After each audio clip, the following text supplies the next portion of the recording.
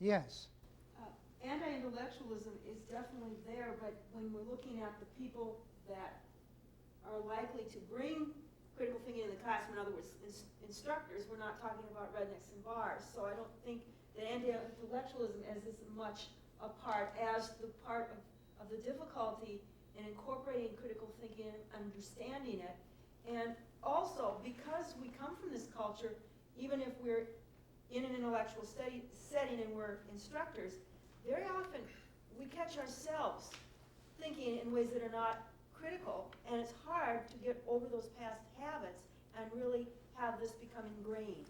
So one class or one seminar, even an effort of constantly trying to be critical thinkers, I caught myself deciding which session to attend by what somebody told me, rather than thinking about, okay, what are my goals and objectives in this conference? So I reassessed, but I caught myself. It's kind of an out-of-body experience. Mm-hmm. You see, oh, there you are, making an uncritical decision. Mm-hmm. So, Mm-hmm. but it's hard to get to the point where you repeatedly step out of yourself, get that distance, and look at what you're doing.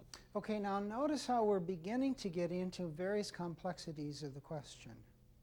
One complexity of the question is the cultural variable. Another one is the variable of knowledge. A third is the variable, perhaps, of not knowing ourselves and the difficulty of realizing what is actually going on within us. Not broadly looking outward, what is critical thinking? Do I know what it is? But do I know myself? And you also implied as part of your answer the problem of change, of modifying ourselves. Tom, you want to answer? Yes, go ahead. Well, if this is true, if we are all here, or people are learning how to think critically, maybe at different rates, so and face different problems because of the complexities of answering the question for themselves.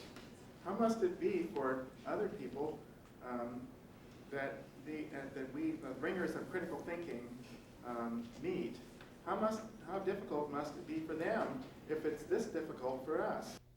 So I hear you raising the question of how realistic is it to expect, let's just use the concept, ordinary persons, and by ordinary persons I mean people who are not highly educated, who are very much involved in a survival mode, trying to keep their job, take care of their kids, and so forth and so on.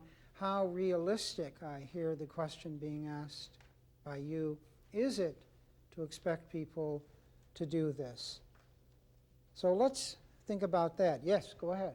Well, there's a great quote of Henry Ford says that thinking is hard work, and that's why people do so little of it. It is hard work. Thinking is effort. It takes effort. It takes an extension. It can be uncomfortable, and we sometimes have to deal with things that we don't really like having to deal with in our thinking. Mm-hmm. And I think sometimes there's an avoidance of really deeply, when we talk about depth and breadth, of really looking at something. Mm-hmm. And because we're going to have to deal with things that we don't want to have to deal with, too. Mm-hmm. So now we see that we have a complex question. Let's see if we could look at it from more than one point of view here. Let's try, I'd like all of you for a little bit to role play a conservative standpoint. You can pick any conservative you want or any kind of conservatism you want. Because, of course, conservatism is a rich set of thought patterns. Not all conservatives agree. They don't all think from exactly the same assumptions.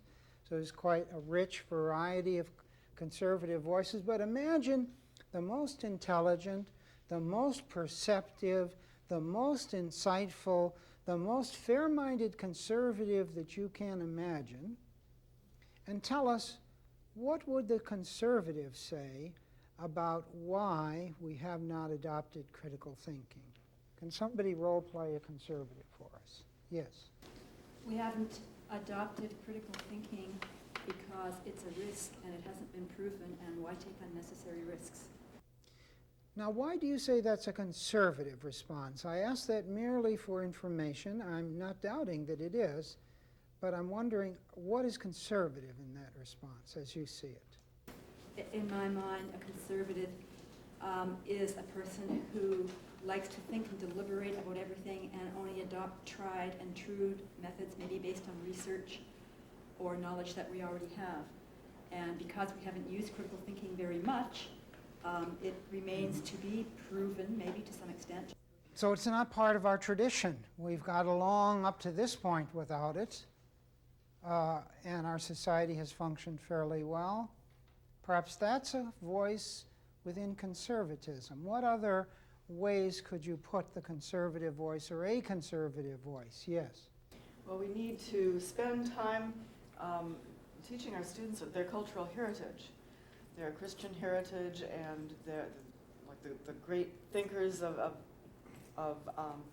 form the basis of our civilization and our democracy. And otherwise, how can they preserve the qualities that made us the great nation that we are?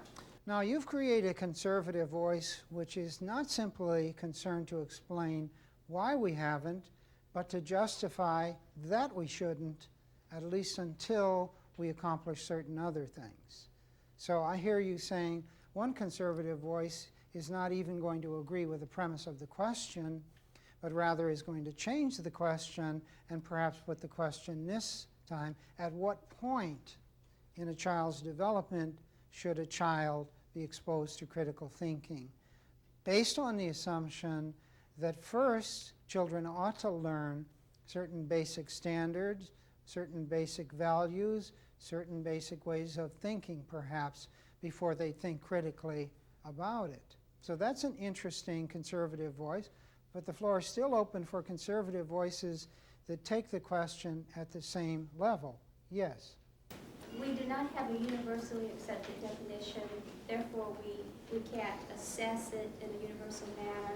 My students have to pass the National Teachers Exam, and those questions are very precise, and in order, from a conservative standpoint, in order to help them get to where they want to go, I need to teach the context, but they're not going to be tested on how they think about the context. Okay, let me reiterate that conservative voice as I hear you expressing it. It sounds to me something like this: let's not rush too quickly into this. First of all, we're not all that clear about what critical thinking is. I hear somewhat different views. Before we bring it into the classroom, let's get clear about this. Let's make sure that this is really as valuable as it appears to be. Lots of things historically have sounded good, and it turned out they weren't so good. So before we make some changes, let's make sure that that we know what this is, we know what its value is, and we know how to successfully bring it in. Yes? Well, one of the obstacles to critical thinking is the fact that a lot of our educators have sort of a liberal bent. And what they do is they have a lot of assumptions that they think they're teaching critical thinking, but they have these assumptions that actually influence the students to think in non-critical ways. And what we need is to retrain these liberals. I see. Now, this is an interesting objection, isn't it? Let me again come back and see if I'm hearing exactly what you're saying. Another conservative voice says, well and good, but who's going to be teaching this critical thinking? If a bunch of liberals are going to be teaching critical thinking, then we're really going to get just some more liberalism under the rubric of critical thinking. So until you correct the liberals of their liberalism, or at least balance out the quantity of liberal and conservative in the classroom, I don't see that we're going to get critical thinking. We're just going to get liberal thinking.